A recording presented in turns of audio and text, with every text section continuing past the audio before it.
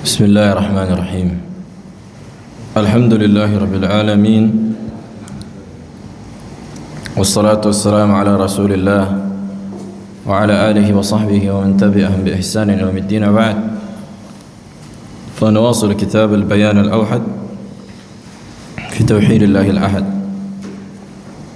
Di pertemuan yang kemarin sedikit murajaah, kita sebutkan beberapa permasalahan tentang zahir an-nusus. Tentang zahir an-nusus. Maksud dari nusus adalah dalil dari Al-Quran dan Sunnah yang menyebutkan sifat Allah Jalla wa'ala. Ayat atau hadis yang menyebutkan bahwa Allah Jalla wa'ala memiliki sifat. Dan apa akidah Ahlu Sunnah tentang masalah zahir ini?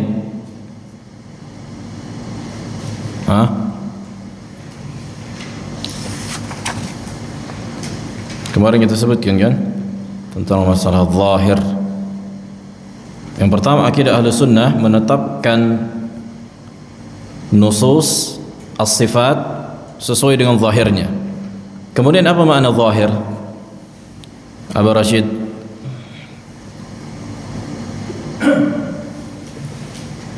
Apa yang makhluk di dalam, yang artinya yang sesuai dengan yang makhluk yang terdapat dalam Al-Quran dan hadis. Sesuai yang ma'ruf terdapat sesuai dengan Al-Quran dan Sunnah. Nah, kemudian apa itu ma'ruf itu? Makhluk apa yang ditafsirkan dalam Al-Quran, itulah cara penafsirannya. Apa yang ditafsirkan di dalam Al-Quran, begitu cara penafsirannya. Itulah caranya. Qira'atuha tafsiruha, cara membacanya itulah tafsirannya. Kan gitu. Qira'atuha tafsiruha, sebagaimana dikatakan Sufyan ibn Uyainah, Al-Imam Syafi'i dan para a'immah seluruhnya mengatakan tilawatuha tafsiruha, qira'atuha tafsiruha. Dan sudah kita fahami bahwa yang dimaksud dengan makna dari sifat Allah adalah makna al-kulli, makna secara umum. Adapun makna secara spesifik dari sifat itu, makna secara khusus, Allahu a'lam apa maknanya secara khusus. Perhatikan, ada makna secara umum, ada makna secara khusus. Itulah yang dimaksud dengan kaifiyat. Kalau makna secara khusus, misalnya kita katakan Allah punya tangan, kita faham apa makna tangan. Kemudian apa atau bagaimana tangan Allah? Allahu a'lam. Allahu a'lam apa bentuk tangan Allah.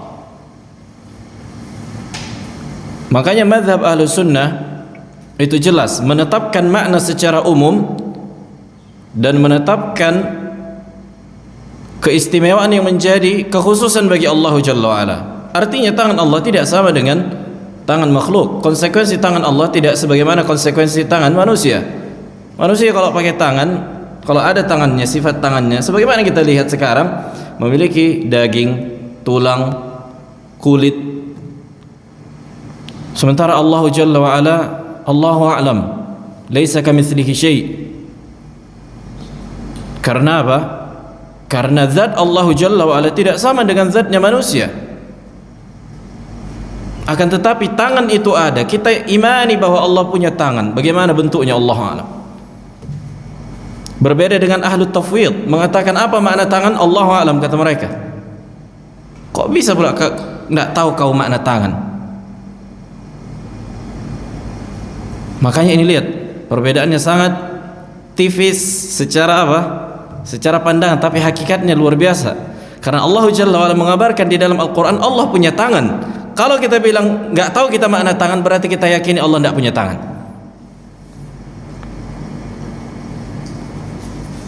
Kita imani Allah punya tangan, tapi bagaimana bentuknya Allahu a'lam. Nggak boleh kita bayangkan sebagaimana tangan makhluk. Udah kita sebutkan contohnya kan gitu. Kenikmatan yang ada di dalam surga. Di surga ada bidadari, ada susu, ada khamr. Tapi kata Nabi alaihi salatu wassalam di hadis qudsi, Allah mengatakan a'dadtu li ibadiyas salihin ma la 'ainu ra'at wa la udhun sami'at wa la khatara 'ala qalbi bashar. Aku siapkan surga bagi hambaku yang saleh yang tidak pernah dilihat oleh mata mereka, tidak pernah terdengar oleh telinga mereka, dan tidak pernah terbesit oleh hati mereka. Yang dinafikan adalah bagaimana kaifiat bentuk kenikmatan surga itu enggak ada yang mengetahuinya. Tapi kita fahami khamr. Tapi bagaimana bentuknya Allah alam. Begitu juga dengan bidadari, kan gitu. Kita faham makna bidadari, siapa yang enggak faham makna bidadari? Tapi bagaimana bentuk bidadari di surga, Allahu alam. Tidak sama dengan bidadari dunia. Bidadari di dunia, perempuan sebagaimanapun cantiknya, akhlaknya, tetap saja ada kekurangannya, kan gitu. Sementara di surga enggak ada kekurangan apa? Bidadari. Nah, dan hakikat dari sifat dzatiyah yang Allah miliki seperti tangan, wajah, itu hanya diketahui oleh Allah Jalla wa'ala.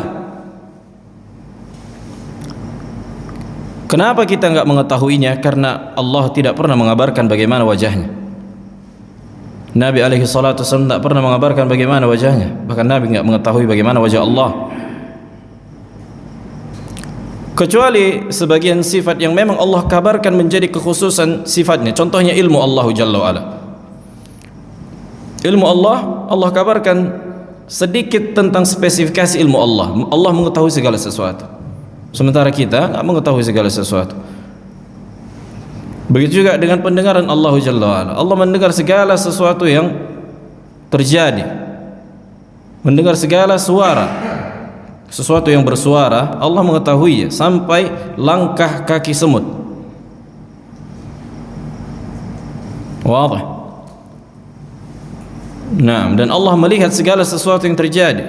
Sementara kita hanya bisa melihat sesuatu yang kita jangkau di hadapan kita.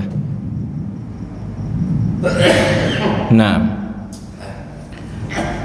dan manusia udah kita sebutkan ada 3 bagian, 3 kelompok tentang masalah zahir. Yang pertama siapa? An-nasu thalathatu aqsam. Manusia itu terbagi menjadi 3 kelompok. Kemarin kita sebutkan. Yang pertama, Abu Ayyub. Naam, Ahlus Sunnah.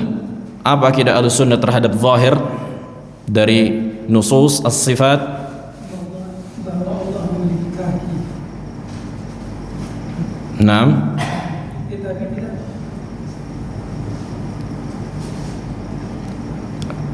Ayo, tambah lagi bahwa Ahlus Sunnah menetapkan apa yang Allah tetapkan di dalam Al-Quran dan Sunnah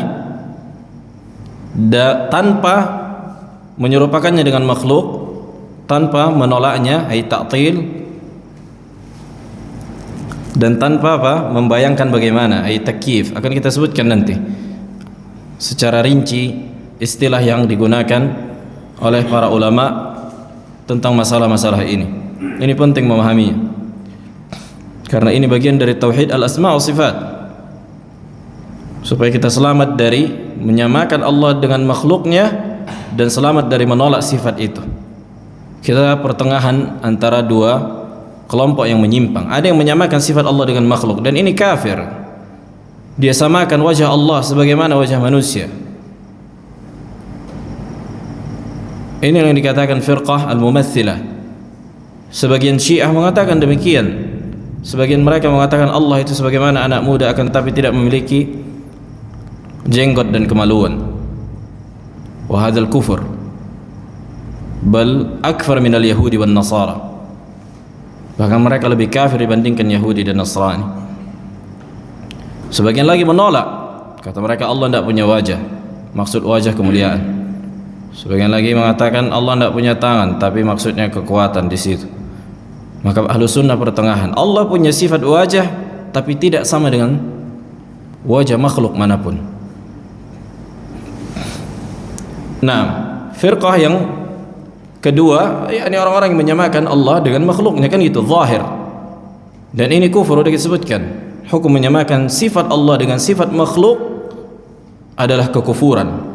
Menyamakan sifat dan menetapkan sifat bukanlah sebuah apa? Sebuah bentuk menyamakan. Jadi misalnya kita tetapkan Allah punya sifat wajah, manusia pun punya sifat wajah, iya kan?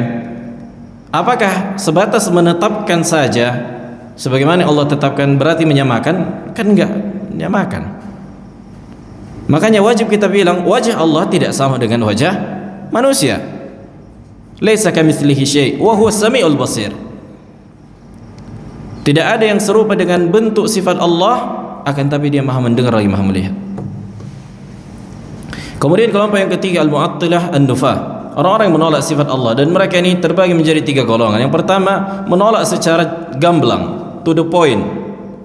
Kata mereka, aku misalnya tidak percaya Allah punya tangan. Nah, ini kafir. Ta'til as-sarih.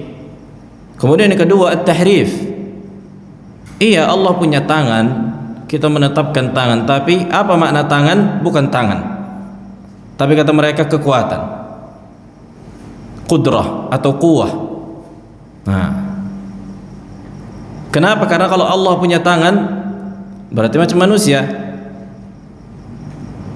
sementara kekuatan enggak, ya sama aja, manusia pun punya kekuatannya. Kalau mereka bilang kekuatan Allah tidak sama dengan kekuatan manusia, kenapa tidak kalian katakan tangan Allah tidak sama dengan tangan manusia? Nah, kata mereka nanti kalau tangan sifat dzatiyah, nanti konsekuensinya ada jisim, ada organ. Akan kita bahas nanti masalah ini juga, bahwa konsekuensi sifat Allah tidak menjadi konsekuensi sifat manusia atau sifat makhluk manapun. Kalian yang membuat konsep itu sehingga kalian sesat, kan gitu. Nah, kemudian ahlu at-tafwid, ahlu tafwid, orang yang mengatakan iya kita tetapkan sebagaimana yang Allah tetapkan, tapi nggak tahu kita makna tangan, wajah nggak tahu kita makna wajah, serahkan semuanya kepada Allah. Apa yang kau maksud dengan serahkan kepada Allah? Apakah ilmu tentang makna tangan secara umum atau tentang kaifiatnya? Kalau engkau katakan adalah kaifiat sifat Allah kita serahkan, maka benar. Tapi kalau engkau maksud adalah ilmu tentang makna tangan secara umum, itu pun Allahu a'lam. Berarti Nabi enggak tahulah ketika mengatakan bal yadahu mabsutatan ketika membaca surah At-Taubah. Kan gitu. Ketika Nabi menyebutkan Allah turun, yanzilullahu ila sama'id dunya. Apa makna turun? Allahu a'lam. Rasulullah enggak tahu makna turun, berarti turunnya Allah, makna secara umum. Adapun bagaimananya Allahu a'lam. Makanya lihat antara makna secara umum dan makna secara khusus, yakni kaifiyat. Kaifiyat itu kita enggak mengetahui, na'am. Tapi kalau makna secara umum, apa turun secara umum, enggak pun tahu kau makna, oh, udah kelewat lain. Ini yang dikatakan ta'til.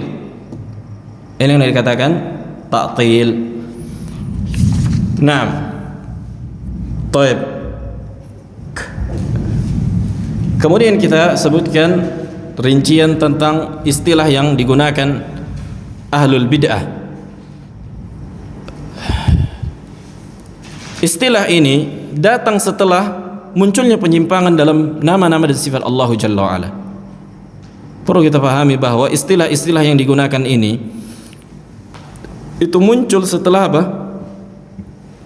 Setelah manusia mempelajari ilmu filsafat dan diterjemahkanlah kitab-kitab dengan bahasa Yunani ke bahasa Arab di Khilafatil Ma'mun di zaman Al-Imam Ahmad dan yang sebelumnya, yakni setelah wafatnya para tabi'in, tabi'ut tabi'in, setelah generasi terbaik. Kemudian diterjemahkanlah apa? Buku-buku filsafat dengan berbahasa Yunani menjadi bahasa Arab. Kemudian sebagian ulama yang memiliki penyimpangan mempelajari ilmu filsafat dan teraplikasilah konsep ilmu filsafat di otak mereka sehingga mereka mempelajari akidah berdasarkan konsekuensi filsafat. Makanya enggak pernah kita dengar di zaman Nabi dan para sahabat, para a'immah tentang masalah ta'til, tafwid, takyif ila akhirih. Kenapa dijelaskan masalah ini? Karena mereka menyimpang untuk menjelaskan penyimpangan mereka. Karena para sahabat fitrah mereka selamat dari penyimpangan, selamat dari filsafat. Para tabi'in akal-akal mereka sehat. Naam. Yang pertama at-tahrif. Yang pertama at-tahrif. Yang pertama judulnya Salamatu Manhaji Ahli Sunnah fi itsbatihi min asy-syawa'ib asy-syaitaniyah wa hiya at-tahrif, at-ta'wil, at-ta'til, at-tafwid, at-takyif, at-tamthil ma'a bayani kullin minhu. Al-awwal at-tahrif. Yang pertama tahrif. At-tahrif lughatan secara bahasa tahrif at-taghyir wal imalah, yakni merubah dan menyelewengkan.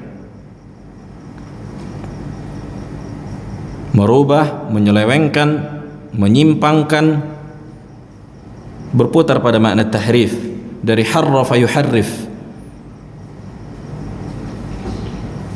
sebagaimana yang dikatakan ahli bahasa di kitab Al-Misbah Al-Munir, atau al-udulu bihi an jihatihi, atau mengeluarkan dari sisinya, yakni mengeluarkan pada porosnya, pada poros maknanya.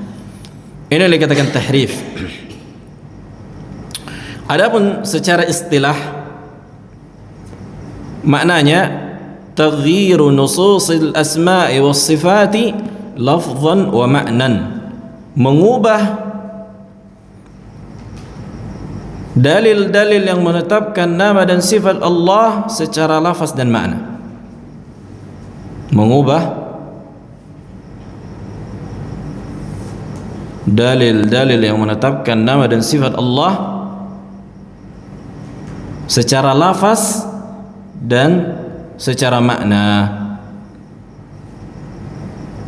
Mengubah dalil-dalil yang menetapkan sifat Allah, nama dan sifat Allah secara lafaznya dan secara maknanya.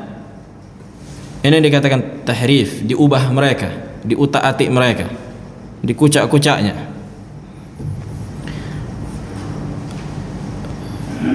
Dan ini menjadi dua bagian. At-tahrifu qisman. Ini dua bagian. Tadi kita katakan secara lafaz dan makna, kan gitu. Yang pertama tahrifun lafziyun, yakni tahrif secara lafaz. Tahrif secara lafaz.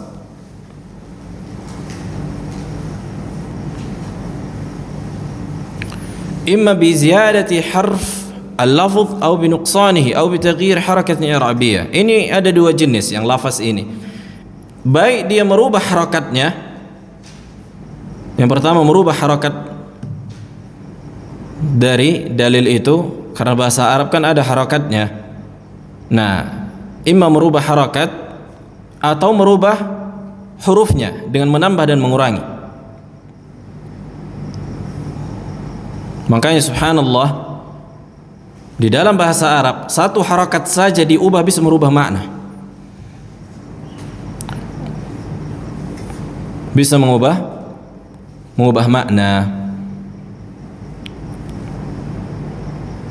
Makanya itulah yang dikatakan dalam istilah tajwid apa? Al-lahan al-jali, kesalahan yang sangat jelas yang merubah makna dalam istilah tajwid.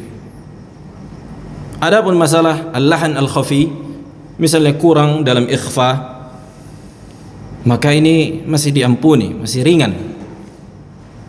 Tapi kalau merubah harakat sehingga alhamdulillah, alhamdulillahi, alhamdulillah misalnya, maka ini apa? Fatal akibatnya, bisa membatalkan salat. Kenapa? Karena merubah makna. Karena merubah makna. Ini penting. Makanya pentingnya apa? Mempelajari bahasa Arab, mempelajari ilmu tajwid, supaya kita nggak salah tanpa kita sadari. Walaupun seseorang yang salah dalam membaca karena lupa, maka Allah mengampuninya, kan gitu. Tapi jangan bermudah-mudahan. dalam masalah itu. Seseorang yang lupa biasa misalnya membaca Al-Quran, lupa dia misalnya ketika sholat kan gitu. Nah, tadi ada dua kita sebutkan. Yang pertama menambah huruf atau mengubah apa? Harakatnya. Nah, mislu muhawalati ba'dil mubtadi'ah qira'at qawlihi ta'ala. Sebagaimana yang terjadi pada kisah sebagian ahlul bid'ah.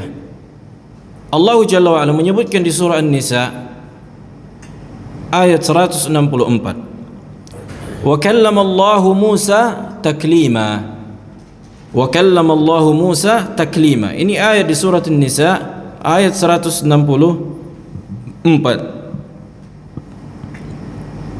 Wa kallama Allahu Musa taklima. Artinya Allah Jalla wa Ala berbicara kepada Nabi Musa dengan pembicaraan yang sebenarnya, dengan huruf dan suara. Maka fi'il dalam bahasa Arab, kalimat kallama yukallimu, ini fi'il muta'addi, perbuatan yang membutuhkan objek. Wa kallama Allahu, Allahu fa'il, kan itu marfu'. Allahu dengan apa? Dengan dhammah. Musa ini maf'ulan bih, yakni Allah berbicara kepada Nabi Musa. Siapa yang berbicara sekarang? Allah atau Nabi Musa?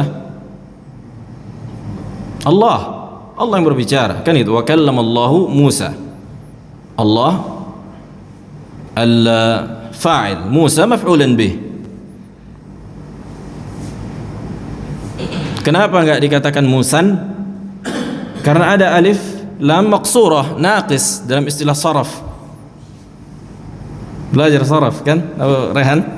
Udah lupa? Belum sampai? Nah, itu makanya pentingnya apa? Mempelajari bahasa Arab. Taklima, apa i'rab taklima? Maf'ulun mutlaq. Digunakan dalam rangka menekankan perbuatan. Yakni wa kallama Allahu Musa taklima, sesungguhnya Allah benar-benar berbicara kepada Nabi Musa dengan sebenar-benarnya pembicaraan. Maksudnya perbuatan itu benar-benar terjadi. Sebagaimana misalnya kita buat contoh, daraba Zaidun Amran darban syadidan. Sesungguhnya Zaid memukul Amr dengan pukulan yang sangat kuat. Itu menekankan perbuatan. Berbeda dengan mengatakan misalnya daraba Zaidun Amran, Zaid memukul Amr. Bagaimana? Allah a'lam, bisa jadi pukulannya diguit saja. Tapi kalau dikatakan darban syadidan, maf'ul mutlak, artinya benar-benar dipukul sampai apa? Sampai kuat. Nah, begitulah pada ayat ini, sesungguhnya Allah berbicara kepada Nabi Musa dengan sebenar-benarnya pembicaraan. Maksudnya dengan huruf dan suara, bukan hanya wahyu yang datang, tapi Nabi Musa mendengar suara Allah. Nabi Musa benar-benar mendengar suara Allah Jalla wa'ala. Itu maksudnya taklima. Bukan sebatas wahyu yang disampaikan melalui malaikat, enggak. Tapi Nabi Musa langsung mendengar suara Allah dari langit, dan dia berada di muka bumi. Makanya inilah dikatakan Nabi Musa dijuluki dengan Kalimur Rahman. Hanya dua Nabi yang langsung berbicara kepada Allah Jalla wa'ala. Di antara Nabi Musa dan Nabi Muhammad alaihi salatu wasallam ketika Mi'raj, langsung berbicara dengan Allah. Tidak semua nabi langsung berbicara dengan Allah Jalla wa'ala dengan huruf dan suara. Sebagaimana Allah sebutkan di dalam ayat, tilkar rusulu faddalna ba'dhum ala ba'd, minhum man kallama Allah wa rafa'a ba'dhum darajat. Minhum, sebagian nabi man kallama Allah, ada yang Allah ajak langsung berbicara. Taib. Qala binasbi lafzil jalalah. Mereka ahlul bid'ah yang menolak sifat berbicara Allah Jalla wa'ala, kan mereka kata mereka Allah tidak berbicara sebenarnya dengan huruf dan suara. Macam mana kau buat dengan ayat ini? Wa kallama Allahu Musa. Nah, kita buat nanti Allahnya ini jadi maf'ulan bih. Wa kallama Allah Musa. Musa jadi subjek, Allahnya jadi objek. Artinya Nabi Musa yang berbicara, bukan Allah gitu. Wadah? Lihat, mereka ubah apa? Harakatnya kan itu. Wa kallama Allah Musa. Yang berbicara sekarang Nabi Musa bukan Allah. Kalau kita katakan wa kallamallahu Musa, yang berbicara Allah, kemudian Nabi Musa mendengar. Lihat, satu huruf, satu harokat, bukan huruf. Yang sebelumnya dhammah kan gitu, diubah jadi fathah, berubah langsung maknanya. Baik, wa yurwa anna Jahmiyan talaba min Abi Amr ibn al-Ala ahad al-qurra an yaqra wa kallama Allah Musa taklima. Diriwayatkan bahwa Jahm bin Safwan di antara tokoh Jahmiyah yang menolak bahwa Allah berbicara dengan huruf dan suara, maka meminta kepada salah seorang qari, yakni yang ahli qiraah, yang membaca Al-Quran. Kata dia, jangan kau baca wa kallamallahu, jangan kau baca dengan dhammah, tapi bacalah dengan fathah wa kallamallaha. Supaya apa? Supaya yang berbicara Musa, bukan Allah yang berbicara. Karena aku enggak beriman, kata dia, bagi dia bahwa Allah tidak berbicara dengan huruf dan suara. Inilah tekniknya untuk apa? Mentahrif. Ini kan tahrif. Nah, faqala lahu, kemudian Amr bin Al-Ala, ini seorang qari ahli sunnah, kemudian dia berkata kepada Jahm bin Safwan, habni fa'altu dzalik, okelah aku buat, aku baca ayat wa kallamallaha, supaya yang berbicara adalah Nabi Musa, bukan Allah. Fama tasna' biqaulihi ta'ala, kemudian bagaimana yang akan kau buat tentang ayat di surah Al-A'raf ayat 143. Surat Al-A'raf ayat 143. Apa kata Allah Jalla wa Ala? Walamma jaa Musa limiqatina wa kallamahu rabbuhu. Ini lebih jelas lagi, yang enggak bisa lagi diutak-atik. Walamma jaa Musa limiqatina, ketika Nabi Musa datang ke wadi, ke lembah yang ditentukan, kan gitu. Wa kallamahu rabbuhu, dan Rabbnya berbicara dengannya. Wa kallamahu rabbuhu, maka ini enggak bisa diubah wa kallamahu rabbahu. Kenapa enggak bisa diubah? Karena huruf hanya itu, dhamirnya itu sudah menunjukkan Allah Jalla wa Ala, wa kallamahu rabbuhu. Kan itu, lamma jaa Musa limiqatina wa kallamahu rabbuhu. Nah, sebenarnya lebih enak pakai papan tulis menjelaskannya secara bahasa. Fabuhita al-Jahmi, sehingga si Jahm bin Safwan ini terdiam dan enggak bisa lagi apa? Enggak bisa lagi menjawab, enggak bisa lagi mengelak. Wa kallamahu rabbuhu, dan Rabbnya berbicara dengannya. Kan enggak bisa wa kallamahu rabbahu. Wa kallamahu rabbahu. Karena wa kallamahu, hu itu maf'ulun bih. Itu maf'ulun bih. Nah, sudah disebutkan. Makanya ada fi'il kemudian maf'ulun bih. Boleh diakhirkan apa? Fa'ilnya. Nah, kalau dia apa? Menyatu, kan gitu. Kalau dia, dan ini dhamir muttasil, menyatu dengan fi'il, tapi dia fi maqam maf'ulun bih. Baik. Kemudian ats-tsani tahrif ma'nawi. Ini yang paling banyak terjadi. Kalau tahrif lafaz ini udah enggak bisa itu lagi buat orang tuh. Anak kecil tahu, kita ubah pun harokat tahu orang tuh mana yang salah, kan gitu. Langsung kena apa? Kena sekak, kena gas sama anak kecil yang menghafal Al-Quran. Tapi kalau makna ini lebih apa? Lebih diterima sama masyarakat awam. Nah, adapun tahriful ma'nawi ats-tsani, jenis yang kedua, wa huwa ibqa'ul lafzi kama kana wa sarfu ma'nahu anil muradi bihi, membiarkan lafaznya, tidak mengubah harakat dan hurufnya, akan tetapi mengubah maknanya. Akan tetapi mengubah apa? Maknanya. Mislu ta'wil al-istiwa bil istila, seperti menafsirkan istiwa dengan apa? Istila, menguasai.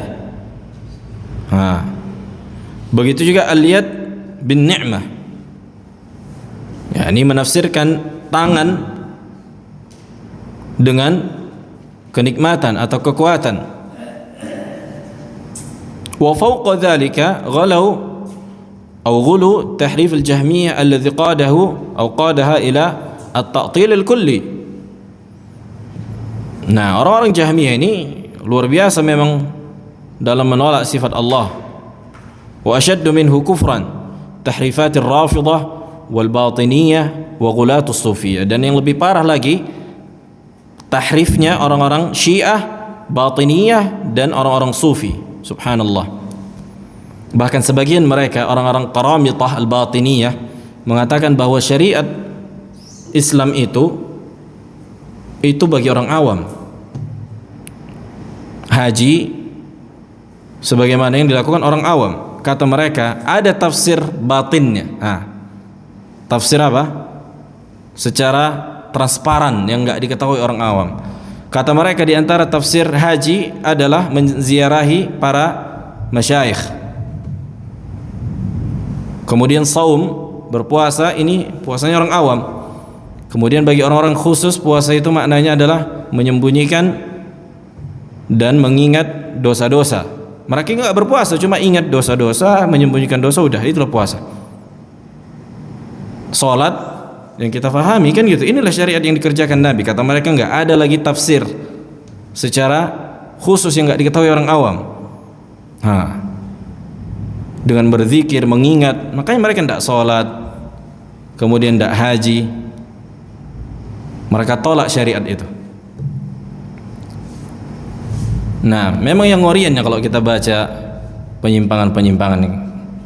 Kalau kita baca kitab-kitab mereka, maksudnya kisah-kisah yang disebutkan para ulama, bukan main-main.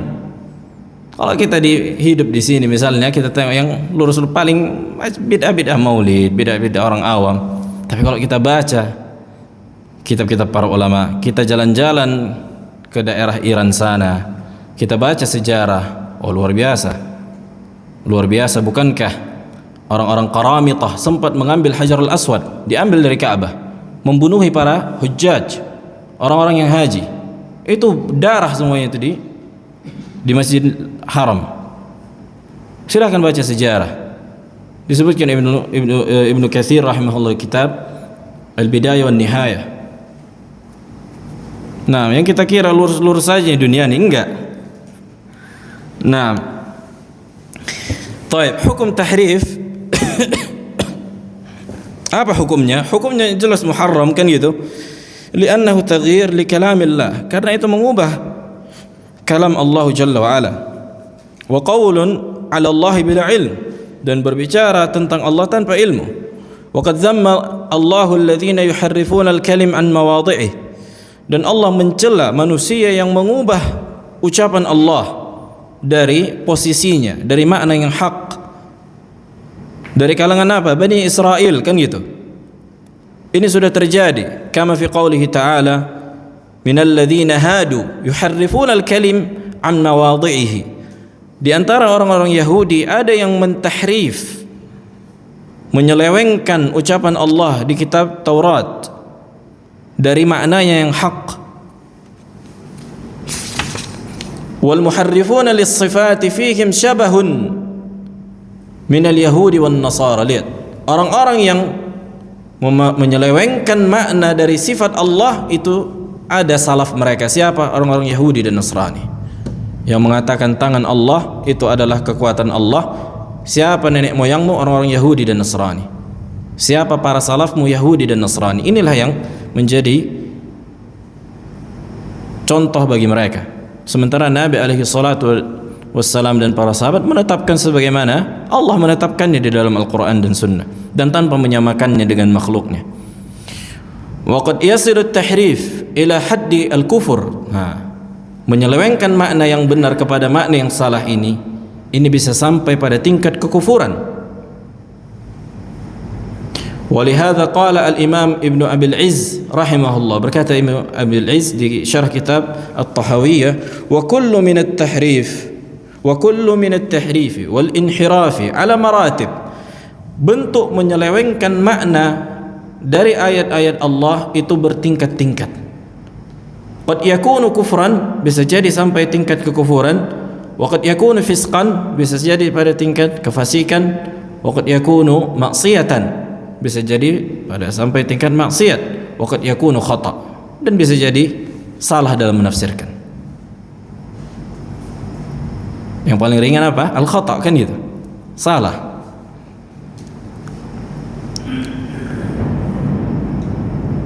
Sebagaimana tahrifat orang-orang batiniyah ini yang sampai pada tingkat kekufuran, orang-orang Syiah, bahwa kata mereka Al-Baqarah, di surat Al-Baqarah maksudnya Aisyah. Nah, dan mereka memiliki apa? Tafsiran-tafsiran yang mengandung kekufuran, waliyadzubillah, keluar dari Islam. Dan nafi tahrif aula min nafi ta'wil. Artinya menafikan tahrif ini lebih utama dibandingkan menafikan ta'wil. Artinya menggunakan kalimat tahrif lebih utama dibandingkan menggunakan kalimat ta'wil. Akan datang pembahasan makna ta'wil. Tapi kadang-kadang ta'wil itu kan ada banyak maknanya. Nanti akan kita sebutkan. Jadi tahrif ini pun, yakni memalingkan, apa tadi definisi tahrif? Taghyirun nusus, as-sifat an ma'nan atau lafzan, kan gitu. Taghyirun nusus anil murad ma'nan atau lafzan, memalingkan, menyelewengkan nusus, yakni dalil dari Al-Quran dan Sunnah yang menetapkan sifat Allah baik secara makna atau secara lafaz. Mereka, yakni ahlu al-bid'ah, mengatakan tahrif itu ta'wil. Mengatakan tahrif itu ta'wil karena mereka menganggap itu adalah kebenaran. Karena kata mereka, dalil-dalil yang menyebutkan sifat Allah di antara perkara yang mutasyabih, sebagaimana Allah menyebutkan di dalam Al-Quran ada ayat-ayat mutasyabih, ada ayat-ayat yang muhkam. Nah, taib adzan, fadal, kita lanjutkan habis adzan.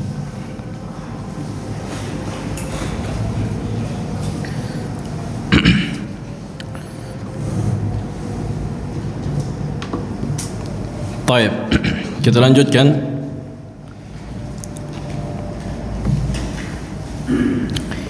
Sebagaimana yang kita sebutkan bahwa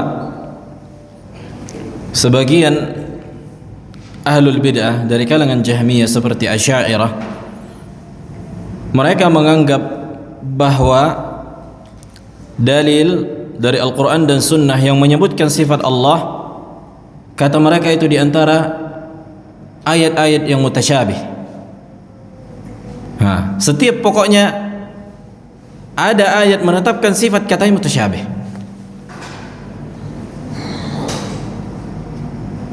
Sebagaimana kata mereka, ini akidah mereka, sebagaimana yang Allah katakan di Al-Quran itu ada ayat mutasyabih.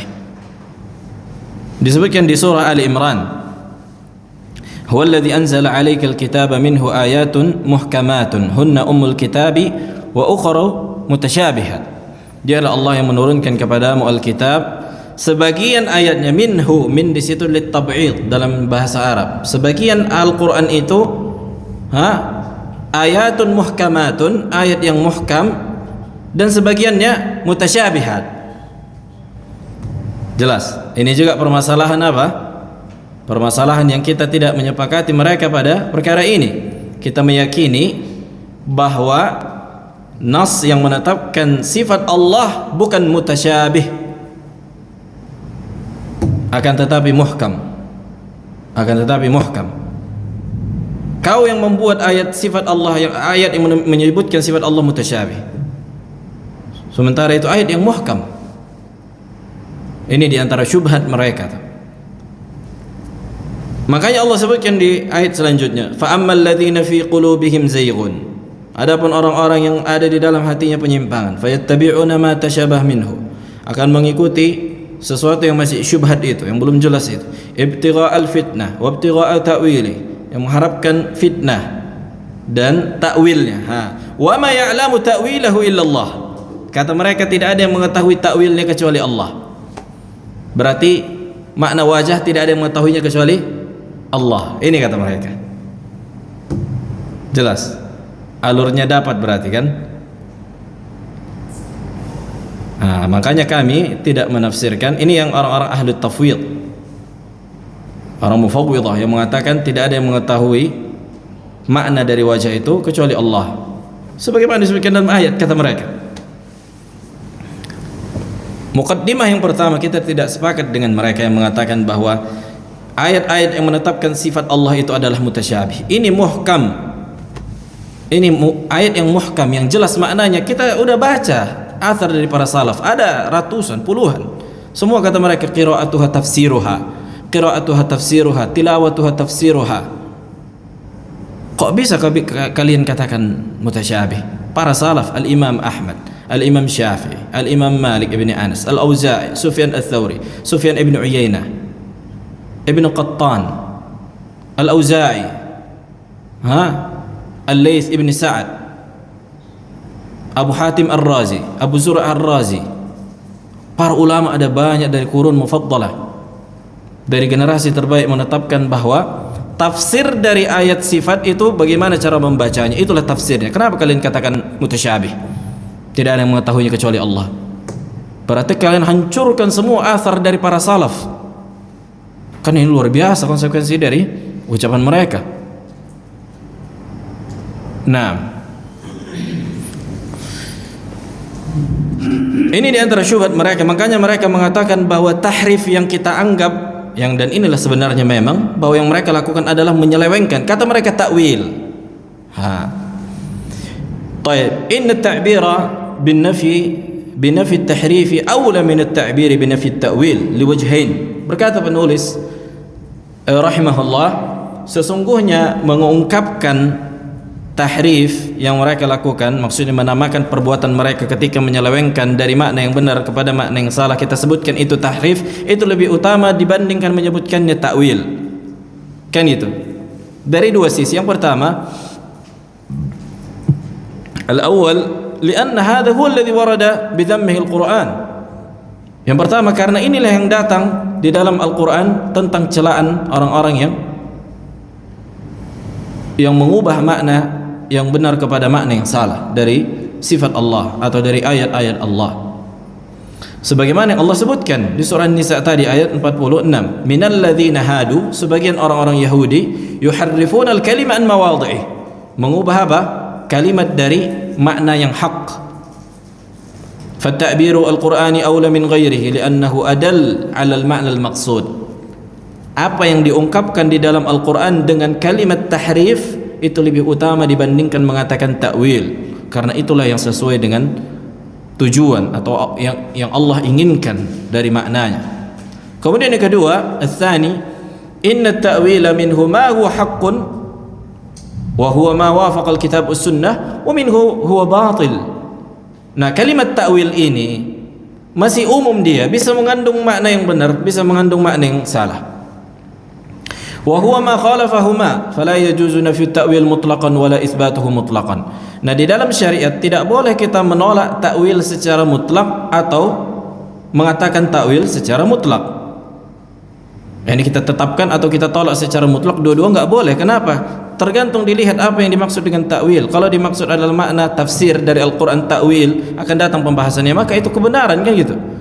Ketika Ibnu Abbas, ketika Nabi mendoakannya, apa kata Nabi alaihi salatu wasallam? Allahumma faqihhu fid din wa 'allimhu ta'wil. Ya Allah, faqihkanlah Ibnu Abbas terhadap agama dan ajarkanlah dia takwil. Apa yang dimaksud dengan takwil? Tafsir Al-Qur'an. Masa kita tolak tafsir Al-Qur'an? Maka dilihat maknanya, kan gitu. Tapi kalau tahrif, menyelewengkan dari makna yang benar kepada makna yang salah, kemudian kalian katakan ini takwil, terus kita tolak, maka ini enggak boleh, kan gitu. Kita katakan, jangan kita katakan takwil, tapi kita katakan tahrif. Sebagaimana Allah sebutkan di dalam Al-Qur'an, minal ladzina hadu yuharrifuna al-kalima an mawadhi'i. Baik, bi khilaf at-tahrif fa huwa batil kullih. Fa huwa batilun kulluh. Berbeda dengan tahrif, ini batil secara keseluruhan, enggak ada tahrif itu yang benar. Sementara takwil ada makna yang benar, ada makna yang salah. Sementara tahrif semuanya makna yang salah. Jelas? Waqad asyara Syekhul Islam Ibn Taimiyah ila hadaini al-wajhain. Syekhul Islam Ibn Taimiyah menyebutkan di beberapa kitab beliau, di antaranya di kitab Majmu' al-Fatawa. Berkata Syekhul Islam Ibn Taimiyah rahimahullah, "Inni adaltu an lafdh at-ta'wil ila lafdh at-tahrif." Sesungguhnya aku meninggalkan ungkapan dengan kalimat ta'wil dan menggunakan kalimat tahrif. Maksudnya yang mereka lakukan dari mengatakan bal yadahu mabsutatan, bahkan kedua tangan Allah terbentang luas, kata mereka ini bukan tangan tapi kekuatan. Kata mereka inilah ta'wilnya, inilah tafsir dari makna tangan, kata mereka, karena ini ayat mutasyabih. Ini diantara syubhat mereka. Maka jangan kita katakan itu ta'wil, tapi kita katakan itu tahrif. Lianna at-tahrifa ismun ja'a al-Qur'an bidhammih. Karena kalimat tahrif inilah yang dicela di dalam Al-Qur'an, yang datang di dalam Al-Qur'an. Walam adhkur fiha lafdh at-ta'wil binafi wala itsbatin. Tuh. Aku tidak mengetahui adanya lafaz ta'wil di dalam Al-Qur'an dan sunnah tercela atau ditetapkan atau ditolak. Karena itu masih kalimat yang umum. Akan datang pembahasannya insyaallah secara rinci makna ta'wil. Tapi ini secara umum saja dulu. Li'annahu lafdhun lahu iddatu ma'anin. Karena lafaz ta'wil ini mengandung banyak makna, bisa mengandung makna yang salah, bisa mengandung makna yang benar. Sementara tahrif semuanya maknanya salah. Mana yang lebih utama digunakan? Kalimat tahrif, ya kan? Fa inna ma'na lafz at-ta'wil fi kitabillah ghairu ma'na lafz at-ta'wil fi istilahil mutaakhirin min ahli al-usul wal fiqh. Nah, karena makna lafaz ta'wil di dalam Al-Qur'an tidak sebagaimana lafaz ta'wil bagi istilah orang-orang mutaakhirin dari kalangan ilmu, dari kalangan usul fikih. Wa ghairu ma'na lafz at-ta'wil fi istilah katsir min ahli at-tafsir was salaf. Tuh, ada juga makna istilah khusus dalam istilah ahlu tafsir dan para salaf. Lianna min al-ma'ani allati qad tusamma ta'wilan ma huwa sahihun manqulun an ba'd as-salaf falam anfi ma taqumu al-hujjatu ala sihhati. Ini diantara insafnya ahlu sunnah dan detailnya ilmu ahlu sunnah. Di antara Syekhul Islam Ibn Taimiyah rahimahullah, kata beliau, karena makna yakni lianna min al-ma'ani allati qad tusamma ta'wilan, di antara makna yang dikatakan itu ta'wil ada yang benar dari salaf, kan itu, sehingga enggak mungkin kita tolak kebenaran. Falam anfi ma taqumul hujjatu ala sihhati, dan aku tidak menolak sesuatu yang memang ada hujjahnya dari para salaf. Fa idza ma qamat al hujjatu ala sihhati wa huwa manqulun anis salaf falaysa min at-tahrif. Maka apabila telah tegak hujjah, ada ilmunya menunjukkan kebenaran sesuatu itu dan itu dinukilkan dari para salaf, maka itu bukan tahrif, tapi dikatakan tafsir. Nah, insyaallah akan kita jelaskan ada 3 makna umum atau 3 makna yang mengandung makna ta'wil.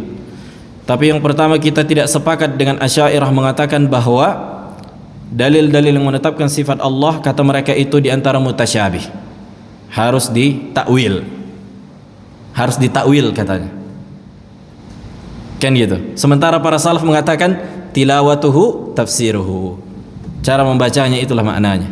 Wajah-wajah, tangan-tangan, kenapa kau takwil? Berarti kau hantam para ulama dari qurun mufaddalah hanya karena dengan ilmu filsafat yang merusaknya, kan gitu. Dan masalahnya mereka menganggap para salaf itu mentakwil. Di antaranya, bukankah ada dai yang mengatakan nasullaha fanasiyahum, nasullaha fanasiyahum, yani manusia melupakan Allah, kemudian Allah melupakan mereka.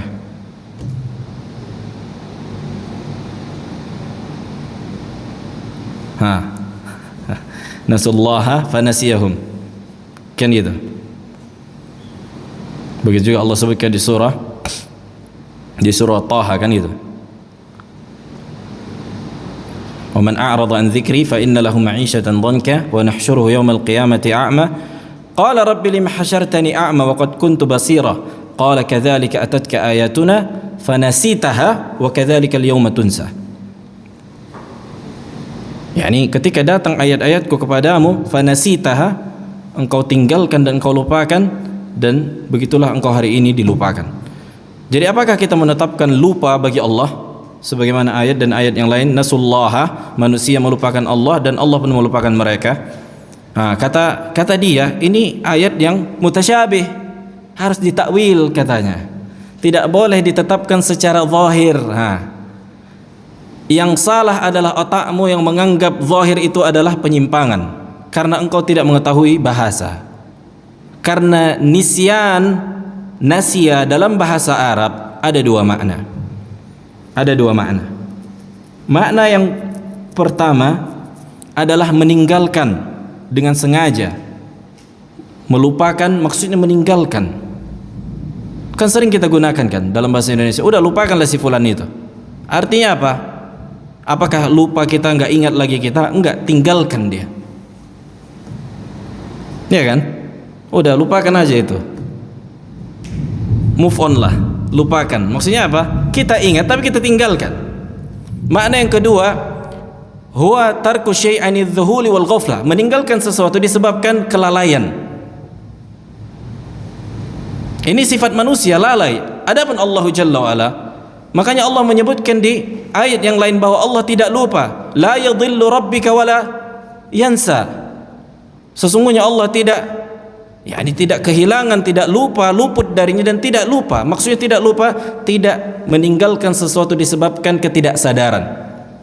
Karena Allah mengingat sesuatu dan Allah mencatat segala sesuatu dan Allah mengetahui segala sesuatu. Sementara manusia, misalnya kita berangkat ke kajian, aduh lupa kitab. Apa lupa maknanya di sini? Disebabkan kelalaian, ketidaksadaran, ya kan? Adam al-intibah, nggak sadar kita. Kita mau tapi kita apa? Lupa. Ini lalai atau terpuji? Hah? Bang Arun? Lalai. Lalai lah. Makanya orang dicela. Kau pula, lalai kali kau, nggak ketinggalkan. Kan itu tercela. Sementara Allah Jalla wa Ala, tidak mungkin kita tetapkan bahwa Allah lalai, meninggalkan sesuatu karena lalai. Enggak, mustahil. Nisyan di situ artinya Allah meninggalkan manusia dengan sengaja. Artinya tidak menolongnya, tidak memberikannya hidayah, tidak memberikannya ampunan bagi orang-orang kufar. Nasullah, lihat. Dan ini dikatakan sifat muqabalah, Allah membalas. Allah melupakan orang-orang yang melupakannya. Allah meninggalkan orang-orang yang meninggalkannya. Bukan berarti Allah lupa karena lalai, kan gitu. Yang enak berarti orang kafir yang semua melakukan dosa itu, tidak diadab karena lalainya Allah. Mustahil bagi Allah Jalla wa Ala. La yadhillu rabbuka wa la yansa. Sesungguhnya Allah tidak lalai dan tidak lupa. Tidak ada yang luput bagi Allah. Nah, kenapa? Karena kebodohan dia terhadap nususus sifat. Makanya dibilangnya mutasyabih. Mutasyabih bagimu, iya mutasyabih karena kebodohanmu. Jangan kau bilang para salaf mutasyabih bagi mereka. Kan gitu. Makanya kalau engkau bilang ayat-ayat yang menetapkan sifat Allah mutasyabih, mutasyabih bagi siapa? Bagimu karena engkau bodoh. Iya, kita katakan mutasyabih. Tapi jangan kau tembak para salaf. Para salaf apa? Ya, ini benar ilmu mereka. Ilmumu yang salah, kejahilanmu karena engkau belajar filsafat. Nah, mungkin bisa jadi juga walaupun kita nggak belajar filsafat atau kita bukan orang yang menyimpang, kan gitu, bukan niat kita untuk menolak sifat Allah. Cuma bisa jadi kita membaca ayat yang menyebutkan sifat Allah kita tidak paham. Ini yang dikatakan tasyabuh nisbi. Ya, ini mutasyabih kurang jelas tapi bagi sebagian orang. Bukan bagi Nabi dan para sahabat, bukan para a'immah. Jelas tasyabuh nisbi, relatif bagi sebagian orang. Dan ini wajar karena kebodohan kita, kan gitu. Nggak mungkin segala sesuatu kita tahu di dalam Al-Quran, di dalam Sunnah. Hatta para ulama, apakah semua tafsir dari ayat Al-Quran mereka paham? Bahkan para sahabat. Bukankah ada ahlu ikhtisas, ahli orang-orang yang mutakhassis di situ? Ada yang ahli tafsir, ada yang ahli jihad. Makanya sebagian sahabat merujuk kepada sahabat yang lain bertanya kepada Ibnu Abbas, Ibnu Mas'ud, kepada Aisyah, Abu Hurairah, karena mereka orang-orang berilmu. Ini para sahabat, apalagi orang-orang setelahnya kayak kita yang jauh dari apa? Dari marhalat atau fase kenubuahan. Lebih mungkin lagi kita baca, kita tidak faham maknanya. Kita katakan Allahu a'lam, na'am. Tapi bagi kita kan gitu yang mutasyabih, bukan bagi para salaf. Adapun menuduh para salaf tidak mengetahui, mereka semua tidak faham makna nasullaha fanasiyahum. Wah, ini dusta. Inilah yang dikatakan fitnah, kezaliman. Naam. Baik, ada pertanyaan sampai di sini?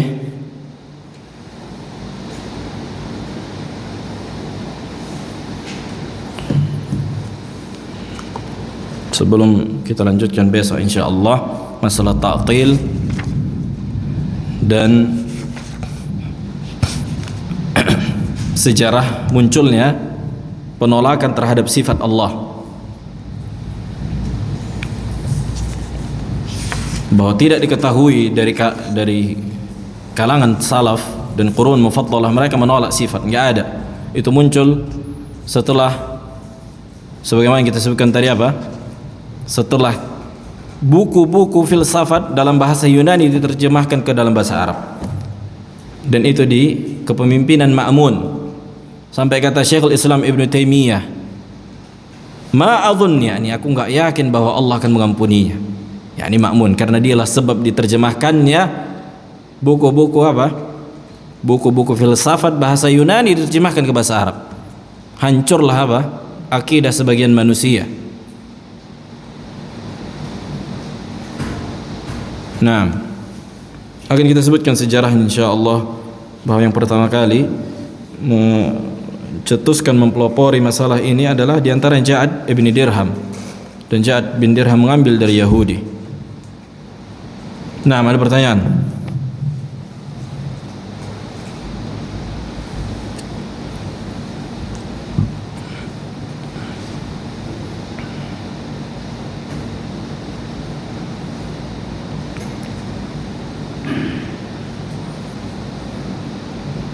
Tafadhal kalau ada.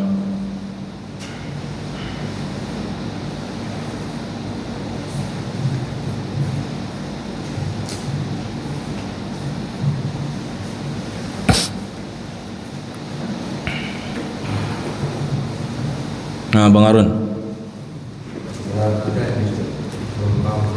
Hah?